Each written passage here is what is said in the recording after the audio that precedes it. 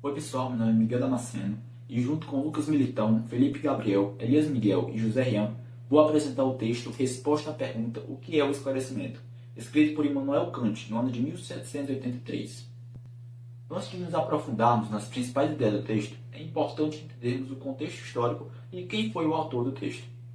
Immanuel Kant foi um filósofo alemão nascido no ano de 1724 e se tornou um dos principais pensadores da filosofia moderna. Suas reflexões e seus ensinamentos influenciaram áreas como a ética, política, a educação e a teoria do conhecimento como um todo.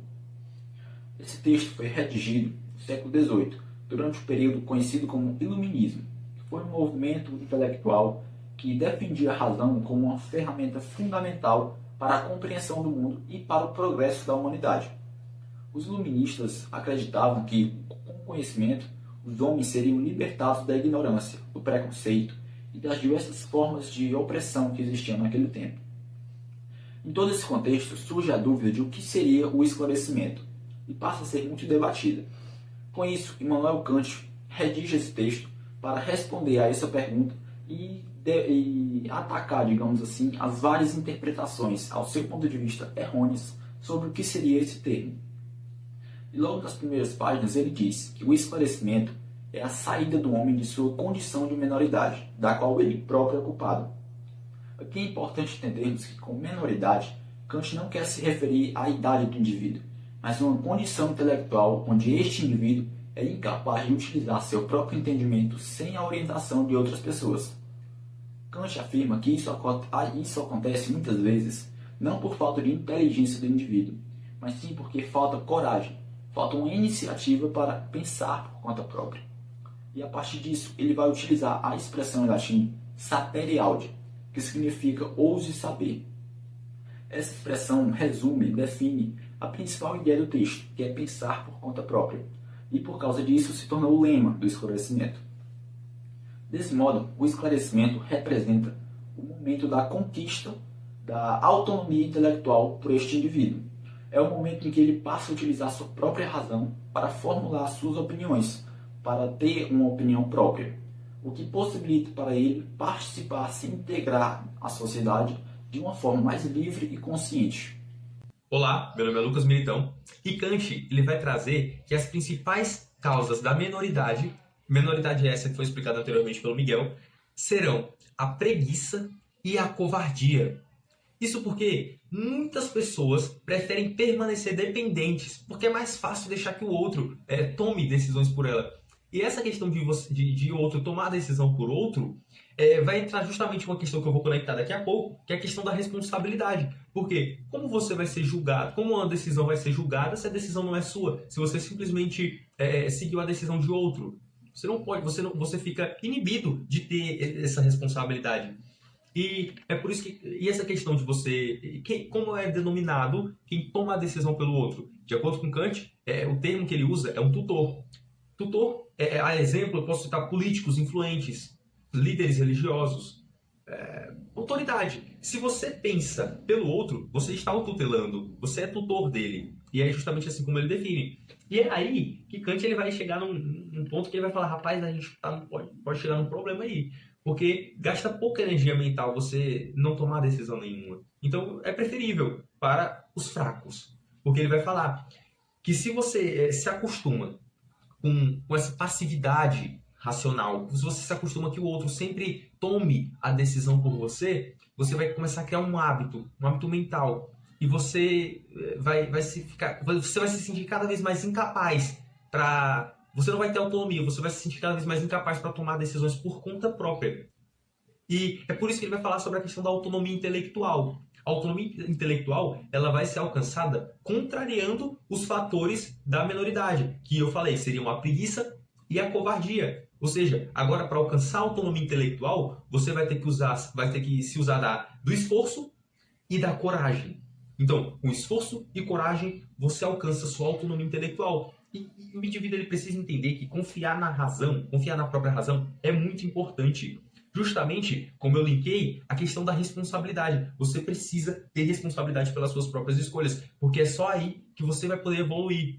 E é por isso que ele usa aquele termo, sapere aude. Atreva-se ouse saber, atreva-se a conhecer. Isso induz a você sair da minoridade, a você deixar de ser tutelado. Olá, eu sou o Felipe Gabriel. Para o filósofo Kant, a liberdade é um dos elementos mais importantes para que o esclarecimento aconteça.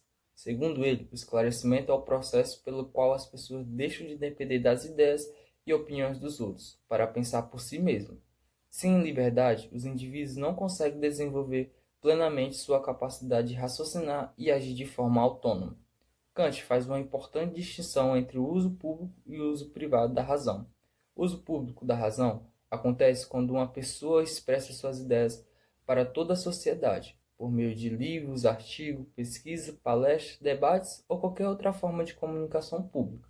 Para Kant, esse tipo de uso deve ser totalmente livre, pois é através de trocas de ideias e do pensamento crítico que o conhecimento avança e a sociedade se desenvolve. Já o uso privado da razão acontece quando uma pessoa está exercendo uma função específica dentro de uma instituição, como o governo, o exército, uma escola ou uma organização religiosa. Nesse caso, é necessário seguir regras e cumprir determinadas obrigações para garantir o funcionamento adequado dessas instituições. Para explicar essa diferença, Kant apresenta alguns exemplos.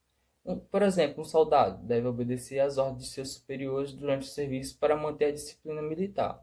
Um cidadão deve pagar os seus impostos para contribuir com o funcionamento do Estado. Um sacerdote deve cumprir os deveres religiosos de sua função perante a comunidade. No entanto, isso não significa que essas pessoas percam sua liberdade de pensamento. Fora do exercício de suas funções, ela continua tendo o direito de expressar suas opiniões, questionar determinadas práticas e sugerir melhoria para a sociedade. Dessa forma, Kant demonstra que é possível conciliar a obediência às normas necessárias para a organização social com a liberdade de pensar, criticar e buscar o conhecimento. Assim, a liberdade de expressão e uso público da razão são fundamentais para o progresso da humanidade, pois permite que as pessoas reflitam, debatam ideias e contribuam para a construção de uma sociedade mais esclarecida e consciente. Olá, eu me chamo Elias Miguel e eu vou apresentar uma ideia muito importante que o Kant traz nesse texto, que é sobre como a sociedade evolui. Ele vai dizer que esse esclarecimento ele não acontece de uma hora para outra, mas vai acontecer de uma forma lenta, ao longo do tempo, como ele mesmo diz, gradualmente. E muita gente pensa que uma revolução já vai resolver todos os problemas de uma sociedade. Mas para Kant não é assim que vai ser. Uma revolução pode mudar o governo, pode mudar as leis, ou só o governante, ou mais coisas que isso. Mas isso não significa que as pessoas vão mudar a forma de pensar. E ele vai explicar justamente isso. Que se as pessoas não mudam a forma de pensar, os preconceitos continuarem existindo, as pessoas vão sair de uma dependência e vão entrar em outra dependência. Então muda a situação, mas a mentalidade vai continuar a mesma coisa. E por isso o Kant vai acreditar, que a verdadeira mudança só existe quando cada pessoa começa a usar a própria razão, refletindo e formando as próprias opiniões, em vez de simplesmente aceitar tudo que os outros dizem. E é ligado a isso, que ele também vai criticar os preconceitos, porque eles impedem esse pensamento crítico. Quando alguém aceita uma ideia sem questionar, sem analisar, vai acabar limitando a sua própria capacidade de pensar. Então, para o Kant, o esclarecimento é um processo gradual. Aos poucos, as pessoas, a sociedade, vai desenvolvendo essa autonomia que é necessária. E aprendendo a pensar por si mesmo, as pessoas vão progredir, justamente, diferentemente da revolução. E no final, a mensagem que o Kant quer passar com esse pensamento é que o progresso humano depende do uso da razão. Quanto mais as pessoas vão pensar de forma crítica, independente, com autonomia, mais a sociedade vai se aproximar da liberdade intelectual e do verdadeiro esclarecimento. Meu nome é José Rian e, para finalizar, Kant afirma que sua sociedade não vivia uma época totalmente esclarecida, mas sim um período de esclarecimento, ou seja, um tempo em que esse processo estava acontecendo. Ele deixa claro que ainda faltava muito para o homem como um todo conseguir fazer de uso correto e segura o seu próprio entendimento sem a ajuda de outrem. especialmente na questão religiosa, da matéria religiosa.